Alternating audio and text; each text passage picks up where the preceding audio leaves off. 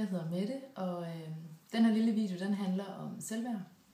Selvværd, det er noget, rigtig mange af mine klienter, de bøvler med. Eller ikke selvværd, lavt selvværd. Og jeg har sådan nogle helt skarpe pointer i forhold til, hvordan du passer på dig selv, og hvordan du sørger for at holde dit selvværd højt.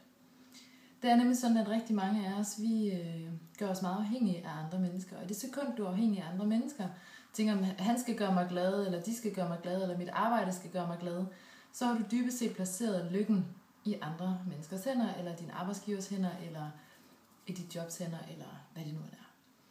Og i det sekund, du gør dig afhængig af andre mennesker og andre ting i forhold til at blive lykkelig, så kan lykken også blive taget fra dig. Så min pointe er at prøve at kigge efter, hvor det er, du får det svært.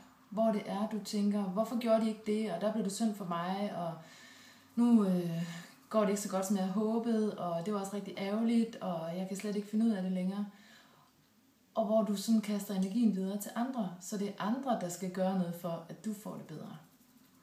Fordi der er kun et eneste sted, lykken bor. Lykken bor nemlig inde i dig. Og du har én vigtig opgave i det her liv. Måske 2. Men den vigtigste opgave i dit liv, det er, at du er glad. Og den eneste, der kan sørge for at gøre dig glad, det er dig. Så du skal gøre dig glad. Der er ingen andre mennesker, der skal gøre dig glad. Det kan godt være, der er, men du skal i hvert fald ikke forvente det.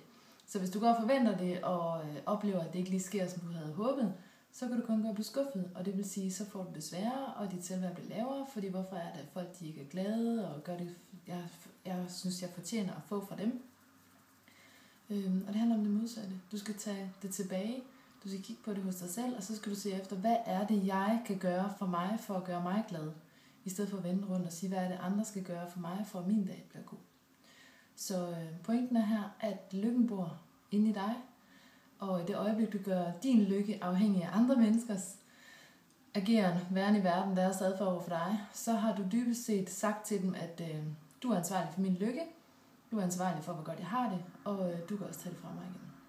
Så lykken bor inde i dig, og sørg nu for at gøre alt, hvad du kan for at være glad i dit liv. Det er din fornemste opgave, det er at være glad.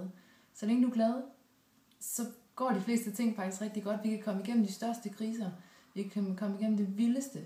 Hvis vi har en grundlæggende fornemmelse af, jeg er et okay menneske, jeg har det godt med mig. Det kan godt være, jeg er presset, det kan godt være, jeg ikke har gjort noget helt optimalt, men jeg er glad for mit liv, jeg har det godt med mig. Så det var en lille teaser herfra. Jeg håber, du har det rigtig godt, og jeg glæder mig rigtig meget til at snakke med dig herfra igen. Ha' det godt så længe. Hej.